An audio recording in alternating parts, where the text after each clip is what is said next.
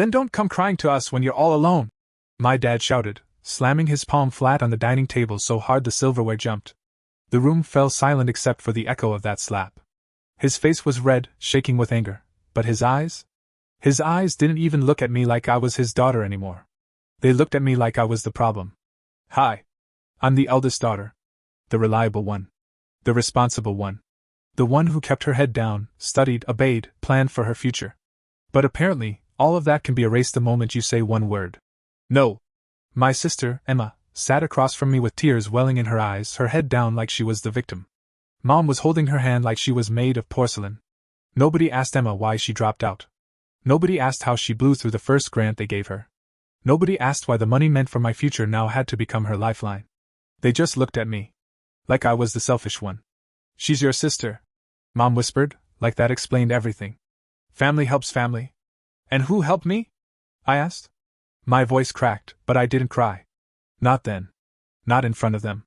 Dad leaned in, eyes narrowed. We're not asking you to give up everything. Just transfer the fund. It's just money. Just money. The money I'd saved, earned, been promised since I was 12. The money that meant independence, education, maybe even escape. When I refused, he slapped the table. That was his way of ending the discussion. The final gavel from the family judge. But I didn't back down.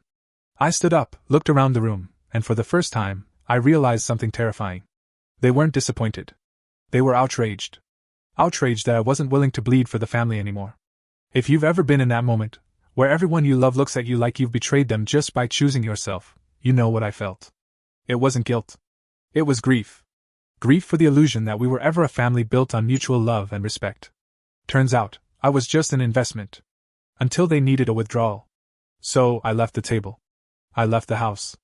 And I haven't gone back. If you're new here, welcome. This is my story. And if you've ever been the responsible one, the good child, or the one who had to keep sacrificing while others keep failing, this might be your story too. They didn't just want my help. They expected my sacrifice. I remember the first time my parents told me about the college fund. I was 13, awkward and quiet, sitting cross-legged on the carpet, flipping through a brochure from a state university I picked up during a middle school field trip. I didn't even know what I wanted to study yet, maybe psychology, maybe literature, but I clung to the idea that I could choose. That I'd have the option. You don't need to worry, Dad said back then. We set something up for you years ago. You keep your grades up, and you'll be fine. It was the first and only time I remember feeling like the future might actually be mine. For years, that promise became my silent motivation. I didn't go to parties. I took extra AP classes, joined clubs I didn't care about to pad my resume, babysat neighbors' kids on weekends. I never asked for much, not new clothes, not expensive tech. My friends called me responsible. My parents called me the mature one. I wore it like armor. And then Emma grew up. If I was the responsible daughter, Emma was the adored one. She had this effortless charm, a smile that made people forgive everything. When she crashed Dad's car at 17 while texting? She's just a kid. When she skipped class for a week during senior year? High school's stressful. When she threw a tantrum at Thanksgiving because she didn't want to sit at the kids' table? She's expressing herself. It became a pattern. Emma made a mess, and the rest of us swept it up. Mostly me. She got into a private university out of state, barely, and the tuition was insane. Mom and Dad co-signed her student loans, and everyone acted like it was a victory. I knew better. Emma barely made it through her first semester. She partied, failed 2 classes, and came back home by winter break. To reset. When I asked what her plan was, she snapped. Why do you care? You think you're so perfect. I didn't answer her then, but I should have said, no, not perfect. Just tired. By the time I was a senior, I had early acceptance letters from 3 universities and was preparing to choose between 2 schools I never thought I'd afford, until I remembered the fund. My college fund. That's when everything started to shift. One evening I came home from work and heard hushed voices in the kitchen. I stood by the hallway and listened. We just need to borrow it, Mom said. She'll understand. She's 18, Dad replied. She doesn't get to decide. I should have walked in right then. Demanded to know what they were talking about. But instead I stood frozen. Listening. They weren't talking about using part of the fund. They were talking about using all of it. For Emma. Because Emma had decided she wanted to try again. This time at a community college with a special program that fit her energy.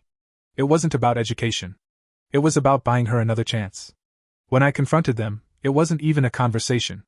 Dad folded his arms and said, "You're overreacting," Mom said. "It's not like the money is gone. We're just reallocating." "Reallocating?" I laughed bitterly. "It's not a spreadsheet. It's my future. Emma's your sister," Mom snapped. "This family always helps each other." Except it didn't feel like help. It felt like theft. It felt like betrayal wrapped in fake concern. I turned to Emma, who was sitting on the couch scrolling through her phone. "Do you even want to go back to school?" I asked. She rolled her eyes. "Why are you being so dramatic?" "I'm being realistic," I shot back. "You've never taken anything seriously." She stood up then, fury blooming in her face. "Oh, so now you're better than me?" "No," I said, my voice steady.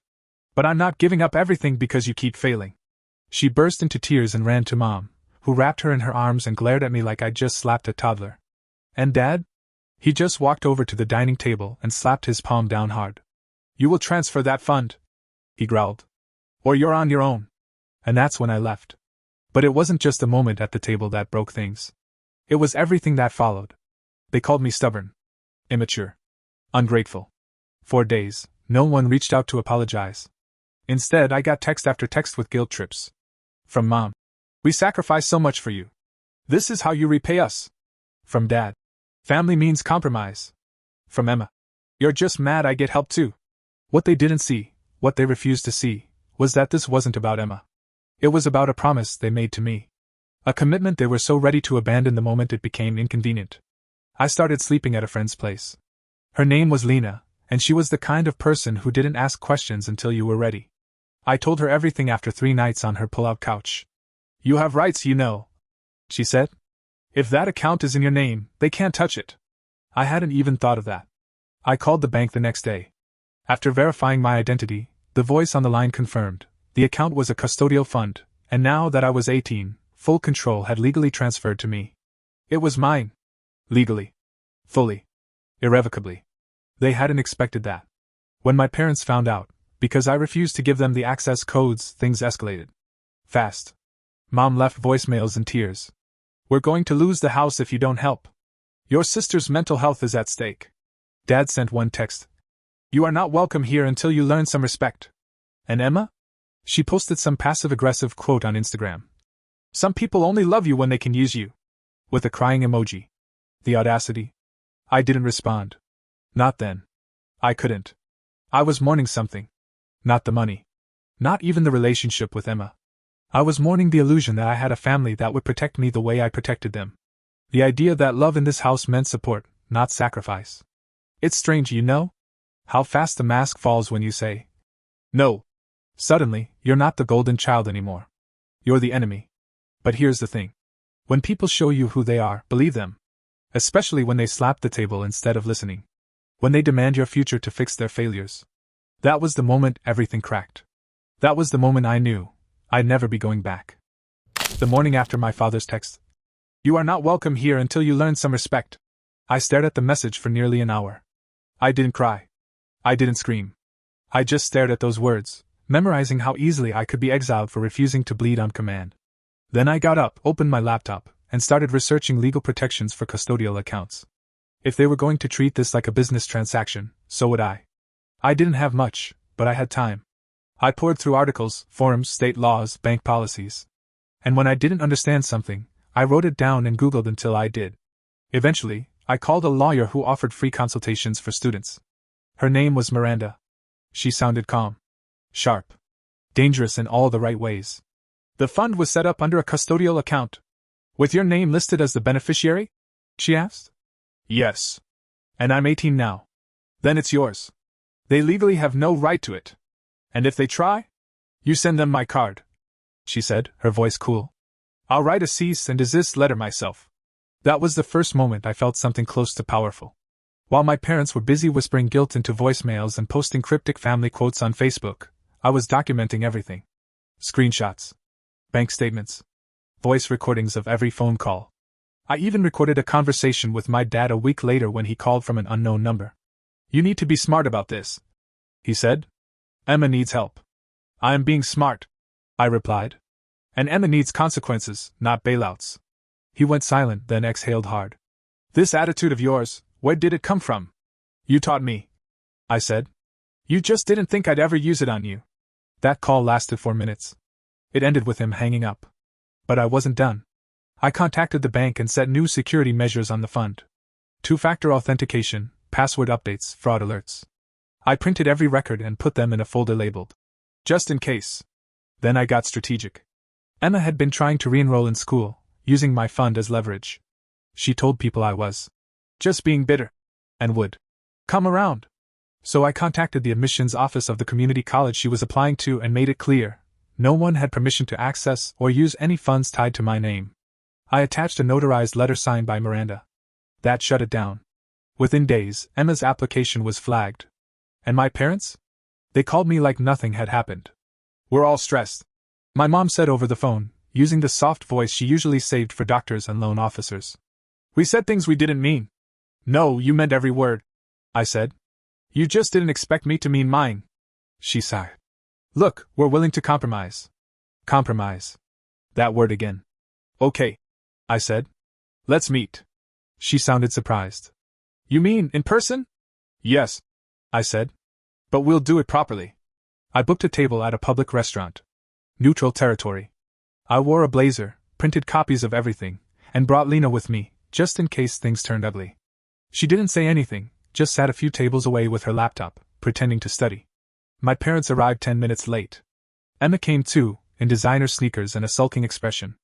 I didn't stand to greet them. Thank you for coming, I said, keeping my tone even. My dad raised an eyebrow. What's this, a board meeting? No. This is a legal clarification. I pulled out the folder and slid it across the table. Everything you've requested, and my responses, are documented. If you attempt to access the fund again, you'll be violating custodial account law. Miranda, I mean my attorney, will pursue legal action. They looked at me like I'd started speaking another language. Emma scoffed. You brought a lawyer? You brought entitlement, I replied. We all brought something. Dad clenched his jaw. You don't have to do this. I didn't have to do any of it, I said. I didn't have to be the quiet one, the mature one, the sacrificial one. But I was. And now I'm done. There was a long silence. People around us kept eating. Waiters passed by with trays. But at our table, time felt still. You'd really let your sister's life fall apart? Mom asked finally. No, I said. She did that herself. I'm just not funding the sequel. Emma stood up, knocking her chair back. You're pathetic. I stayed seated. Calm. Collected. Maybe, I said. But I still have a future. Do you? She stormed out. My parents followed, but not before my dad turned and said something that didn't sound like anger, just disappointment. You've changed. Good, I replied. That was the goal. They didn't call me after that. Not for weeks. But silence can be an answer too. In that time, I found a small apartment near the campus I chose. I worked evenings as a receptionist and spent weekends building a freelance editing business. Slowly, life started to feel like mine again. Until one afternoon, I got a letter. From my dad. It wasn't an apology. It wasn't even a plea. It was a list of suggestions for how I could still help Emma, ways to give her partial access to the fund, and maybe lend her a portion for living expenses. I didn't reply. I scanned the letter. Filed it under evidence. And then I made one final move. I transferred the fund, not to Emma, not to anyone in the family, but into a 529 account under my name only. Legally protected. No longer accessible by anyone but me. I attached a beneficiary, myself, and a secondary fallback, an education nonprofit that helps girls escape abusive households. It felt poetic. I wasn't just protecting my future. I was setting up a safeguard so that no one like me would be this vulnerable again. 2 weeks later, I got another email from the community college. Emma had officially been denied enrollment due to failure to demonstrate financial solvency. Her record flagged for suspicious dependency claims. I didn't feel joy. But I did feel peace. 1 month after that, my father showed up at my apartment door. I didn't open it. He stood outside for 20 minutes, talking through the door. Some of it was anger. Some of it was pleading. A lot of it was noise. I sat quietly, listening. Eventually, he said, You think this is a win? You'll end up alone. I almost opened the door to respond. But then I didn't. I waited until his footsteps faded, then went back to studying. Later that night, I wrote something on a sticky note and placed it on my fridge. They tried to take my future. I made it untouchable. That note is still there. It's funny how time works. When I was younger, every hour in that house felt heavy. Every minute spent walking on eggshells, trying to be good enough, responsible enough, invisible enough not to cause trouble, stretched like elastic. I used to count down days to anything that might resemble escape: graduation, test results, scholarship announcements. I thought freedom would come like a grand moment. Fireworks. Closure. But it didn't. It came in small things. Quiet mornings in my apartment, where I could make coffee without tiptoeing. Laughing with Lena at 2 a.m. about absolutely nothing.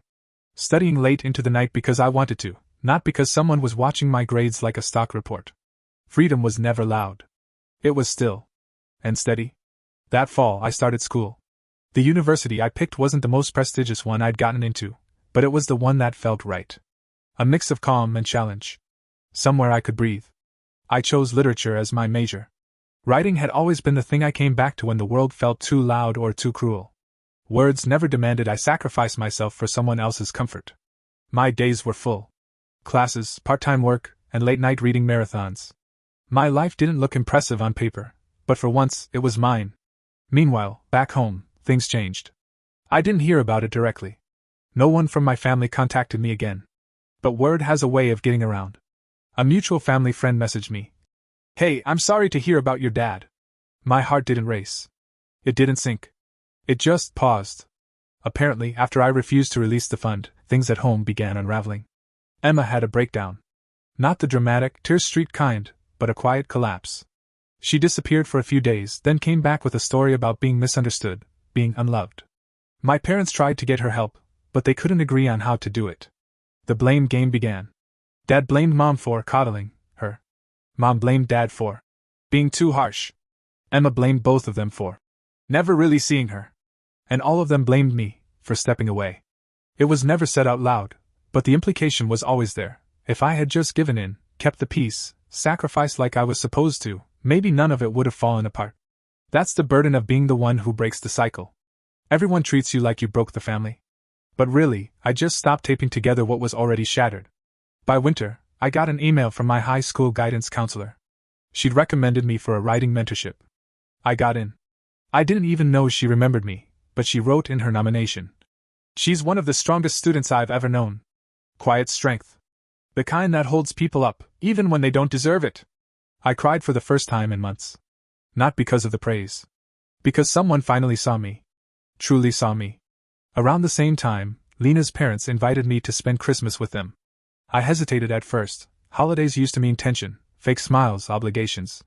But with them, it was different. Simple. Warm. They didn't ask invasive questions. They didn't prod at old wounds. They just welcomed me in with laughter, food, and a spare pair of fuzzy socks. After dinner, we all played a board game. At one point, Lena's mom nudged me and said, "Your family now. No escaping us." I smiled. Not the polite kind. The real kind. Later that night, as I lay on their guest bed, I stared at the ceiling and thought, maybe this is what family is supposed to feel like. Not conditional. Not performance-based. Just safe. Spring rolled around. My grades were solid. My editor's side hustle had picked up. I even got invited to publish a short story in the university literary magazine. It was a fictionalized version of everything, about a girl who carried her family like stones in her backpack, until she realized she could put them down and still stand tall. People wrote in anonymously afterward. Some said the story made them cry. Others said it helped them leave their own toxic situations. I never told anyone it was mine. But I knew. And that was enough. One day, I ran into an old neighbor from my childhood block. She recognized me, even though I barely recognized myself. "You look happy," she said. "I always wondered how you turned out." It struck me how rarely anyone from my past had ever asked that. How little they cared about how I turned out, only what I could give, what I could absorb without complaint. I smiled and replied, "I turned out free." She blinked, nodded, and didn't ask more. That was the best part. I didn't owe anyone explanations anymore. There's one more thing, though. A few weeks before finals, I received a letter in the mail. Handwritten. No return address, but the slanted cursive gave it away. It was from my mother. She didn't apologize. Not exactly. But she said she was reflecting. That things had been hard since I left. That Emma was still figuring things out. That Dad had become distant. She hoped I was doing well. She included a photo, me as a child, sitting on Dad's shoulders at a beach trip I barely remembered. It was a peace offering. Maybe even a trap. I stared at that photo for a long time. Then I slipped it into a box of keepsakes, not because I wanted to forget, but because I wanted to choose when and how to remember. Sometimes, people don't come back into your life as changed as you'd hoped. Sometimes, the only closure you'll get is the one you write for yourself. And I did. I closed the lid on that box. And went back to writing. If there's one thing I've learned from everything, every slammed door, every guilt-ridden voicemail, every long silence, it's this. Choosing yourself will feel like betrayal to the people who only loved you when you were useful. It took me years to understand that. I used to think being the good child meant being selfless, dependable, quiet. I thought love meant sacrifice. That the more I gave up for others, the more they would see me, appreciate me, protect me. But that's not love. That's conditional affection wearing a mask. Real love doesn't demand you burn yourself to keep others warm. Real love says, I see you. I value you. Even when you say no. I don't regret protecting my college fund. I don't regret refusing to enable my sister's endless spiral. I don't even regret walking away from the people who raised me. Because staying would have cost me more than money. It would have cost me me. And here's the part no one tells you, walking away is harder than staying. Staying feels familiar. Even when it's toxic. Even when you cry in secret and sleep with your phone under your pillow in case someone needs you again. Walking away? That takes a kind of bravery no one celebrates until years later, when your life is finally your own. People like to talk about forgiveness as if it's the final step in healing. But I think the final step is understanding. Understanding that not everyone gets access to you just because you share a last name. Understanding that boundaries aren't walls to keep love out, they're doors to let respect in. I still think about my family sometimes. Not with anger. Not anymore. But with distance. With clarity. They were never villains. Just broken people trying to mold me into their solution. And I stopped letting them. If you're reading this and you've been the fixer, the caretaker, the one who keeps the peace at the cost of your own, you need to hear this. You are not selfish for setting boundaries. You are not cruel for protecting what's yours.